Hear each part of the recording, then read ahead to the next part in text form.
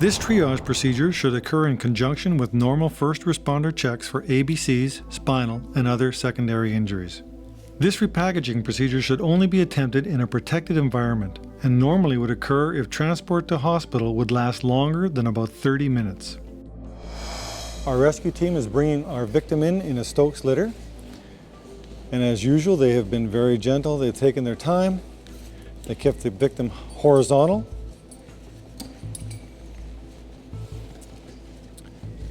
And now, as part of a triage, we want to determine what level of hypothermia the patient is in. And they know he's wet, so that we want to dry him off and diagnose how cold he is. Now, our history has told us that this patient was in the water for about an hour or so. He had a PFD on, and he's not responsive at all. And he's cold to touch, and he's not shivering, and he's not conscious. We can consider this person severely hypothermic. So we have to be extremely, extremely careful, because any kind of jostling of this patient could put him into immediate ventricular fibrillation.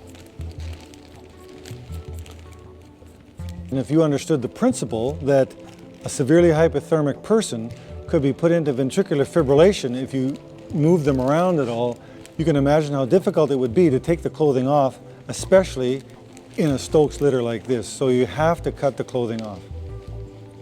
Again, when you're drying off a cold patient, you do not want to rub the skin, you do not want to pat the skin. You want to place a towel over top and just gently blot the water off the skin. And now, using a standard procedure, the paramedics are going to lift the victim as carefully as possible. A two-man lift to put him onto the gurney inside a sleeping bag, which we're going to insulate him with in a few moments. We have a charcoal heater here that we can use to rewarm the patient during transport to the hospital. It should be noted that the charcoal heater should not be used in the presence of 100% oxygen because of possible explosion hazard. This is the primary heat combustion chamber, so we want to place this right on the chest because that's where the heart is. We want to eventually warm the heart up, and we can put these heat ducts under the arms.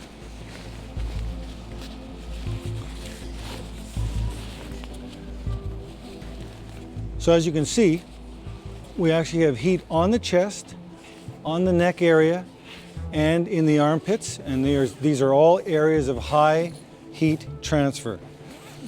So if we zip them up and put them in this insulated cocoon, that 250 watts that this unit produces will eventually provide a very good rewarming force for this patient.